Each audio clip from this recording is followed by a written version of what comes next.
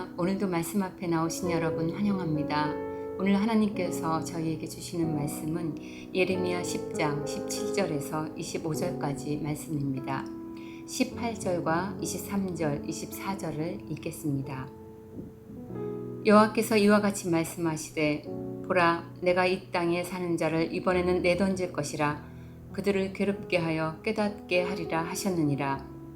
여호와여, 내가 알거니와 사람의 길이 자신에게 있지 아니하니 걸음을 지도함이 걷는 자에게 있지 아니하니이다. 여호와여, 나를 징계하시되 너그러이 하시고 진노로 하지 마옵소서. 주께서 내가 없어지게 하실까 두려워하나이다. 아멘. 여러분, 이제 정말 끝이구나, 이렇게 끝나는구나 하고 느껴지신 때가 혹시 있으신가요? 만일 내 삶 속에 멸망이 확정되었다면, 하나님의 진노가 심장을 향해 화살처럼 쏟아지고 피할 수 없다면, 평범했던 일상이 무너진다면, 내 인생과 자녀와 가정에 실패가 너무나 자명하게 예정되었다면 여러분은 무엇을 할 수 있으십니까? 우리는 부분적으로 이런 일들을 경험합니다.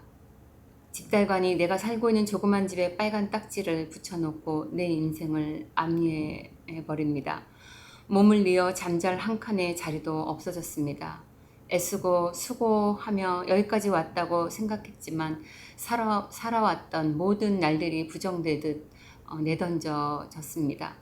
희미한 빛조차 없는 어두운 터널이 어디까지 이어지는지 출구가 보이지 않습니다. 운명이 확정되었고 우리 인생은 실패로 결론되었습니다. 최종 선고가 내려졌습니다. 이런 결과를 원하고 달려온 것은 아니었는데 이렇게 되어버린 거죠. 예레미야는 그것이 여호와를 찾지 않았기 때문이라고 뼈아픈 진실을 말합니다. 모든 고난이 죄의 결과라고 할 수 없지만 지금 남유다는 명백히 그렇습니다. 그래서 이렇게 되었습니다. 그런데 그래서 어떡하나요? 이제 어떻게 하나요? 최종 선고장이 손에 받아들여졌습니다. 이제부턴 언제 다가올지 모르는 죽음을 기다리면서 허망한 세월을 그냥 망연히 보내야 하는 걸까요? 남유다의 상황을 보겠습니다. 멸망이 이미 시작되었습니다. 예레미야는 기다리고 있지 말고 짐을 먼저 싸라고 합니다. 하나님이 자기 백성을 이 땅에서 내쫓으시기로 작정하셨기 때문입니다. 슬프다. 내가 중상을 당하였다.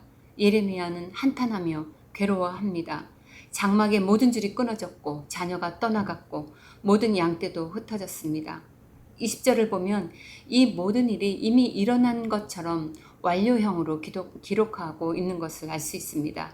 하나님의 심판이 더 이상 미래적 사건이 아니라 너무나 확실하게 일어날 일이기 때문입니다. 멸망과 파멸이 결정된 이 상황에서 할 수 있는 일이 있을까요?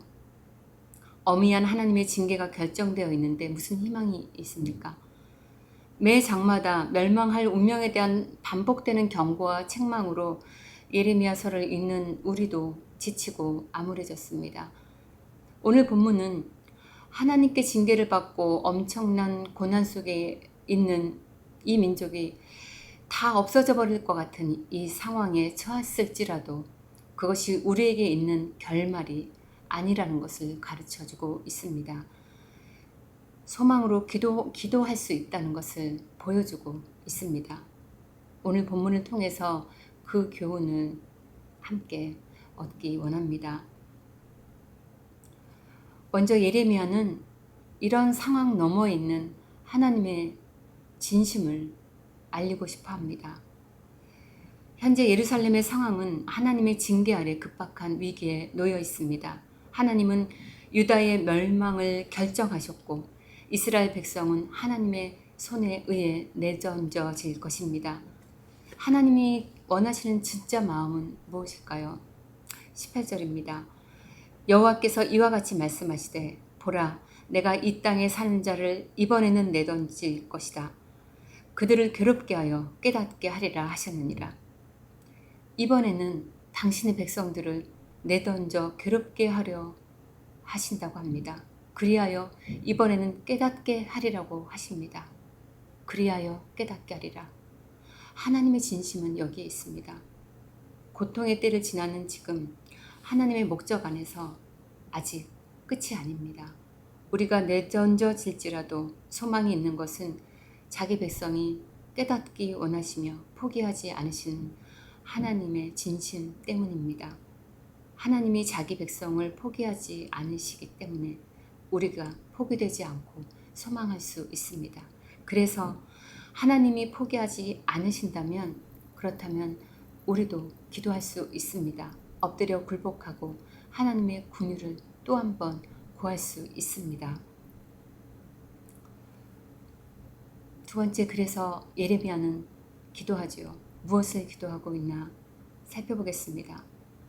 먼저 사람의 연약함을 아뢰고 하나님의 주권을 인정하는 기도를 하고 있습니다. 23절입니다. 예레미야는 사람의 길이 자신에게 있지 아니하니 걸음을 지도함이 걷는 자에게 있지 아니하니이다 라고 고백했습니다. 이 말씀을 메시지 성경은 더 쉽게 풀어주고 있습니다. 23절을 메시지 성경으로 다시 보겠습니다. 하나님, 저는 압니다. 죽을 인생들인 저희는 인생의 주인이 될 수 없다는 것을, 그럴 만한 능력이 저희에게 없다는 것을, 그러니 하나님, 저희를 바로 잡아 주십시오. 이스라엘은 자신들의 지혜로, 자기들의 힘으로 이웃나라와 동맹을 맺고 그래서 자기들이 보호될 것이고 위험에서 벗어날 수 있을 것이라고 생각했습니다. 자녀가 어릴 때 우리들은 자녀를 어떻게 교육하고 어떤 학교를 보내고 그런 계획을 하지요. 또 사업을 구상하고 어떻게 일이 되어질 것을 열심히 구상합니다. 우리의 힘으로 의로운 사람이 될 것을 생각하고 계획하는 것이죠. 그러나 우리의 최선으로 이루는 어떠한 확신도, 어떤 기대도, 어떠한 행복도, 어떤 약속도 그것은 자신을 속이는 일이 됩니다. 그래서 바울은 로마서에서 이렇게 말하고 있습니다. 로마서 9장 16절입니다. 그런즉 원하는 자로 말미암음도 아니요 다른 박질하는 자로 말미암음도 아니요 오직 긍휼히 여기시는 하나님으로 말미암음이니라. 구원은 하나님의 긍휼에서 비롯되는 것이지 우리의 수고나 다른 박질이나 최선에서 나오는 것이 아닙니다. 하나님이 삶의 주인이시며 우리의 삶 전체가 하나님께 속하여 모든 일의 결과가 하나님께 있습니다. 그렇기 때문에 우리의 한계를 인정하고 하나님의 주권 앞에 겸손히 엎드려야겠습니다. 그리고 예레미야는 이렇게 기도합니다. 주여 너그러이 하소서. 하나님의 긍휼에 호소하고 있는 것입니다. 24절 말씀입니다. 여호와여 나를 징계하옵시되 너그러이 하시고 진노로 하지 마옵소서. 주께서 내가 없어지게 하실까 두려워하나이다. 여기서 너그러이 하시고, 너그러이라는 말은 나는 마땅히 벌을 받아야 할 것을 알지만 내가 견딜 수 있을 만큼 해달라는 것입니다. 하나님의 진노가 그대로 우리에게 내려진다면 우리는 이 자리에 없을 것입니다. 그 앞에서 살아있는 존재가 없고 구원받을 어떠한 희망도 없습니다. 이 백성에게 남아있는 유일한 것은 간절히 용서를 구하는 것이고 이스라엘의 생명이 꺼지지 않도록 너그러운 징계를 간구하는 일입니다. 시편에 보면 다윗도 이러한 너그러운 징계에 감사하는 고백을 하고 있습니다. 시편의 118편 18절의 말씀입니다. 여호와께서 나를 심히 경책하였어도 죽음에는 넘기지 아니하셨도다. 그리고 여러분, 하나님은 아버지이심을 기억하십시오. 하나님은 부모이십니다. 하나님이 징계하지 않는 자는 사생하라고 하셨습니다. 우리가 부모라면 그 자녀에게 벌을 줄 때 벌보다 아이가 감당할 수 있는 한계를 생각하는 것이 무엇인지 알고 있습니다. 우리가 아버지 손에 있는 것이 좋습니다. 우리의 피난처는 아버지의 긍휼과 자비입니다. 마지막으로 우리에게는 우리의 대변자 예수 그리스도가 계십니다. 예레미야는 본문에서도 민족의 고통을 자신의 고통으로 동일하게 받으며 하나님과 백성들 사이에서 중재자로 서고 있는 것을 알 수 있습니다. 그런데 실은 하나님은 예레미야에게 2번이나 이 백성을 위해 기도하지 말라고 하셨습니다. 7장 16절에요. 구하지 말라. 내게 간구하지 말라. 내가 듣지 아니할 것이다. 그렇게 말씀하셨습니다. 그리고 14절에 11절, 12절 말씀에 이 백성을 위하여 복을 구하지 말라고 하십니다. 그들이 금식할지라도 번제와 소제를 드릴지라도 그것을 받지 않으실 뿐 아니라 멸해버리시겠다고 말씀하셨습니다. 그런데도 예레미야는 하나님께 기도하기를 멈출 수가 없었습니다. 예레미야가 기도하지 않고 울지 않고 할 수 있는 일이 다른 무엇이 있었을까요?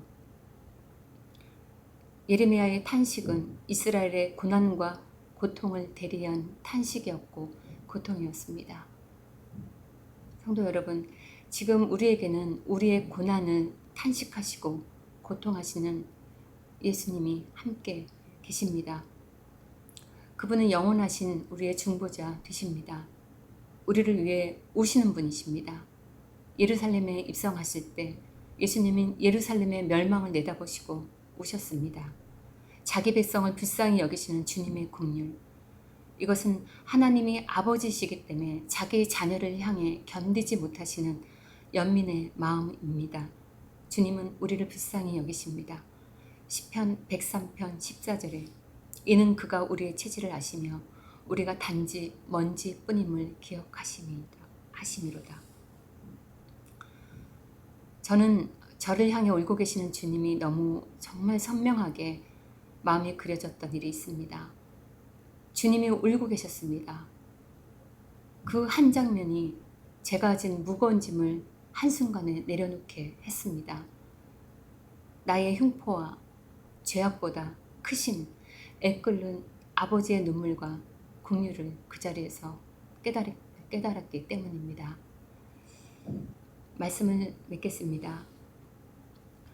인생의 소망이 아무것도 없고 누구도 의지할 수 없고 남은 것은 절망뿐이라는 것을 알게 될 때가 있지만 이것이 끝이 아닙니다. 아직 결론이 나지 않았습니다. 우리는 하나님께 갈 수 있습니다. 혼자서 가지요. 빈손으로 갑니다. 빈손으로 가서 주님께 항복합니다.